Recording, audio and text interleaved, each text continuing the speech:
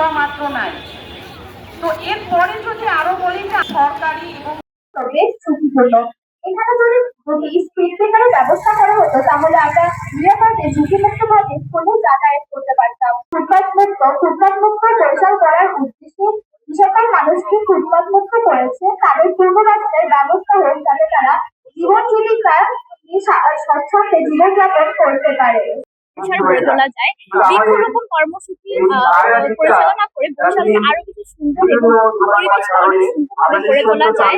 পাশাপাশি আমি আমার স্কুলের পক্ষ থেকে কিছু দাবি জানিয়েছি, যেগুলো হচ্ছে আমাদের স্কুলের সামনে যদি জলাবদ্ধতা সৃষ্টি হয়, আমাদের স্কুলে সমস্যা হয়, সিটি কর্পোরেশন আমাদের বরিশালকে সুন্দর করার জন্য অসংখ্য সুন্দর উদ্যোগ গ্রহণ করেছে, যার জন্য আমি সত্যি খুব কৃতজ্ঞ।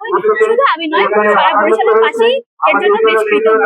আমাদের যে সকল দাবি আমাদের রয়েছে স্কুল শিক্ষার্থী হিসেবে, এই ফুটপাত পরিষ্কার করতে গিয়ে তারা কিছু মানুষকে পুনর্বাসনের ব্যবস্থা যেন করে দেয়, যাতে জীবন জীবিকা করতে চায়।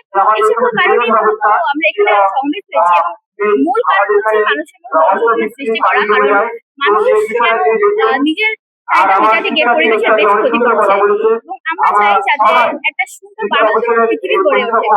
আমাদের মূল এই কারণগুলি হচ্ছে যে বরিশাল নগরী একটি তিলোত্তমা এবং সুন্দর নগরী হিসেবে প্রত্যেকে আমরা দেখতে চাই, কিন্তু আমাদের দুঃখজনক যে এর যে উদ্যানগুলি আছে, যে সকল দর্শনীয় জায়গাগুলি আছে, সেগুলি সব দখল করা থাকে এবং সেখানে অবৈধ দোকানপাটগুলি স্থাপন করা হয়, এবং ফলে যেটা হয় যে মানুষের চলাচলের বিঘ্নতা হয়।